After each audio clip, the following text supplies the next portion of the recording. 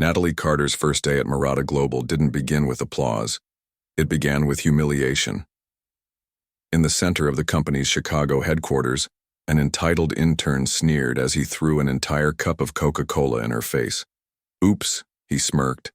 "Thought you were janitorial." Sticky soda ran down her neck, soaking her white blouse and tied-back hair. Around her, laughter erupted. "She looks like she just crawled out of the basement," someone jeered. But just hours later, the same lobby fell silent. The CEO himself walked out, bowed his head, and announced, "Please welcome the new chairwoman of Murata Global, Natalie Carter." The room froze.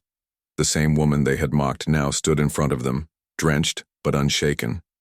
Her hazel eyes swept the crowd, calm yet piercing. The laughter sputtered out. Even Jared, the smug intern, shifted uneasily. Natalie said nothing. She didn't need to. No one there knew she was born into one of America's most powerful families. She had chosen anonymity, sent by the European parent company to observe the culture of Murata Global before she reshaped it. But the tests weren't over. At the elevators, a group of junior managers blocked her path. A platinum blonde woman sneered, "This is for staff, not temps. Service lifts in the back, you'll fit right in." Natalie met her eyes, fire flickering beneath her calm expression. "I'll take the stairs," she said evenly, leaving the group in uneasy silence. At the networking mixer, the powerful circled one another like planets around a sun. Natalie lingered at the edge, observing. She noticed Margaret, an older advisor, sharp-eyed and watchful, cross the room and hand her a folder stamped confidential. "Direct message from the chairman," Margaret whispered. "Review it before tonight's closed meeting." The weight of the folder was heavy with futures, careers that could rise or fall with its contents. Whispers followed as Natalie walked away, no explanations given. In the break room, a group of associates mocked her blouse, snapping photos and joking about office fails. Natalie's voice cut through their laughter, soft but razor-sharp. "Is that all you've got?" The room went silent. She left without waiting for a reply. Even the interns joined in, tossing a crumpled napkin at her feet. "Pick it up, janitor lady," one taunted. Natalie calmly bent down, tucked it into her pocket, and replied, "Thanks for the heads up." Her poise hit harder than any insult. Their laughter died instantly. Moments later, she reached the conference room door, the confidential folder still in her hand. The same people who mocked her would soon discover the truth. She wasn't just another temp. She was the woman who now held their future in her grasp. Natalie stepped into the boardroom. The long mahogany table gleamed beneath the lights, polished like glass. The room was empty, but the air was charged, alive with the weight of what was coming. She laid the folder down, her fingers lingering on the cover. For a moment, she stared out the window at the skyline, her reflection caught in the glass. She wasn't thinking about the sticky soda drying on her blouse or the laughter still echoing in her ears. She was thinking about the company, its numbers, its people, its rot. She had been sent to cut it out, and she already knew where to begin. "Hey, this room's for management only." Vanessa stood in the doorway, her red dress glowing under the fluorescent lights like she'd dressed to outshine the room itself. Her tone was sharp, but her eyes betrayed a flicker of unease. "The training rooms are down by the copier," she added, arms crossed. Natalie turned slowly, her gaze locking onto Vanessa's. The silence stretched. Finally, Natalie's voice cut the air, calm and steady. "I must have misread the schedule." The words were soft, almost gentle, but the weight behind them made Vanessa's smirk falter. She spun on her heel, leaving faster than she'd intended. Natalie picked up the folder and walked out, her steps deliberate. At HR, a memo pinned to the bulletin board caught her eye. "New hires." Her name scrawled in pen at the very bottom, as if added as an afterthought. A wiry HR rep stepped forward, loud enough for the cubicles to hear. "Oh, you're the trainee, right? That list's for actual employees. Don't worry, we'll get you a proper badge, maybe next month." Laughter rippled through the office, heads popping up over cubicles like vultures scenting blood. Natalie didn't laugh. She tore the memo from the board, folded it neatly, and slid it into her bag. "I'll keep this," she said quietly. The rep's grin broke. From her glass-walled office, the senior HR manager watched, then picked up her phone. Her voice was flat when she called the board. "She's here." Minutes later, Natalie's phone buzzed. "Carter," a crisp voice said from Global Legal. "All share transfers are finalized. As of today, you are the legal chairwoman of Murata's youth branch. Your formal announcement is tonight." Natalie's eyes flicked to a framed photograph on the wall. Murata's first office, her grandfather shaking hands with the founder. She'd grown up hearing the stories of that handshake. Now it was her turn. "I'll wait," she said, her voice low, controlled, "and see who deserves to stay." The lawyer didn't argue. He knew better. Back on the floor, a senior strategist pointed at her from the middle of a huddle, his gold cufflinks flashing. "Hey, coffee run girl." He tossed a $20 bill at her feet. "Latte, extra foam. Don't stand around looking lost." Snickers erupted, phones lifted to record.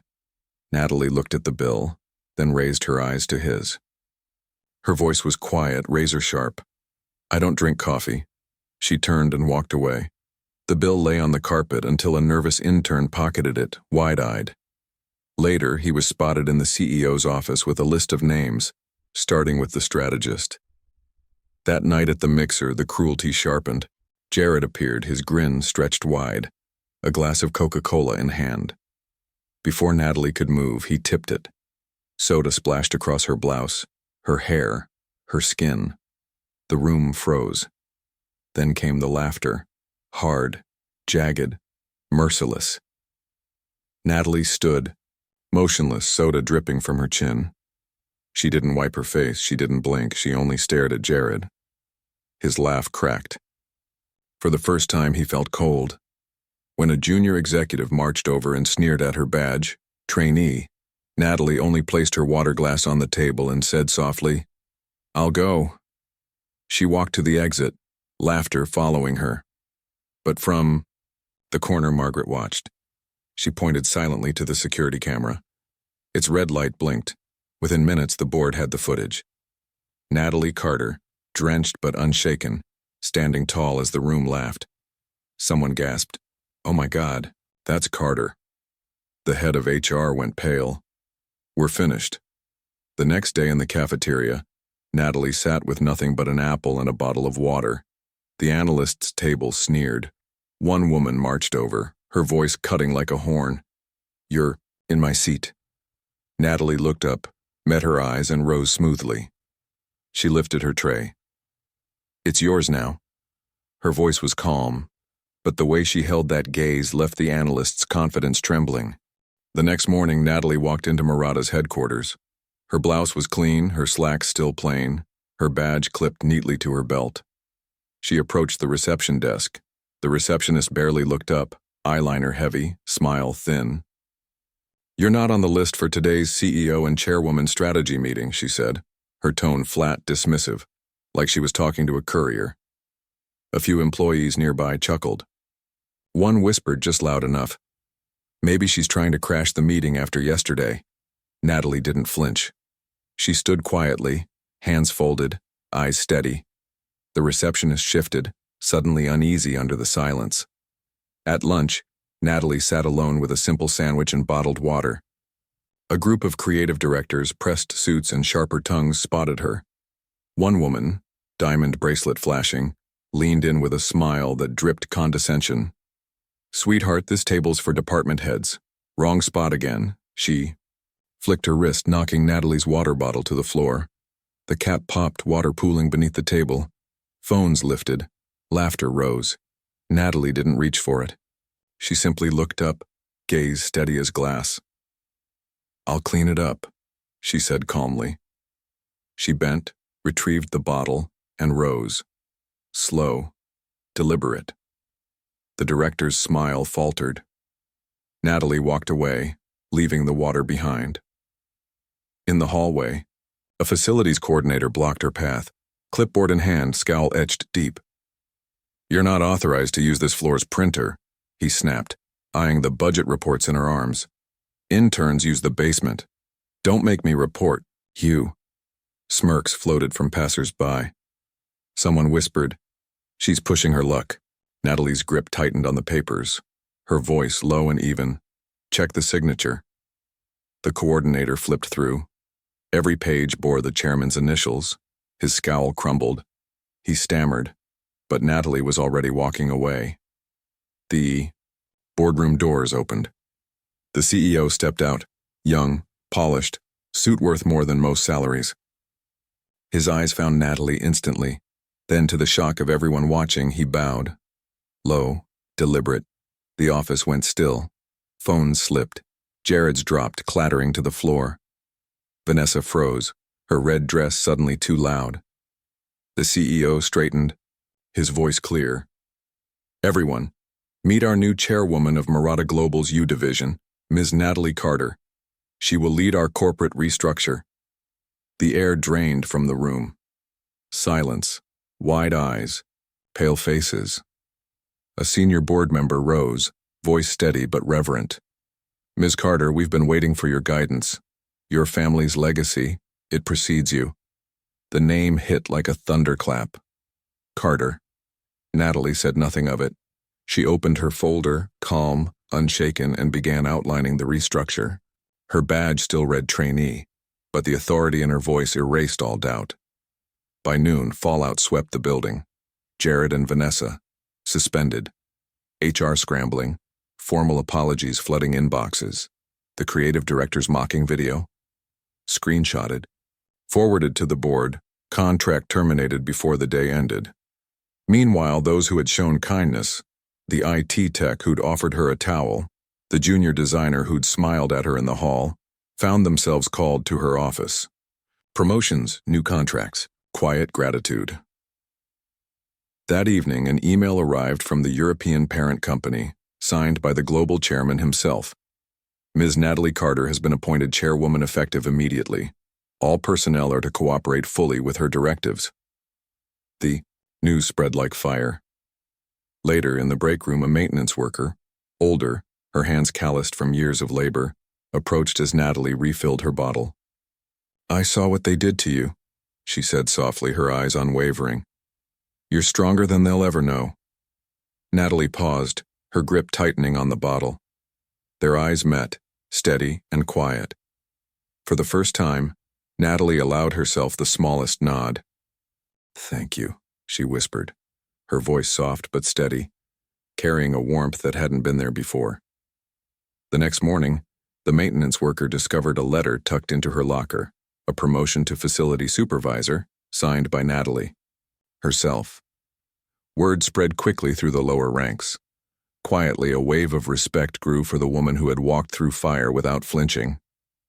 A few days later, the story broke in the press.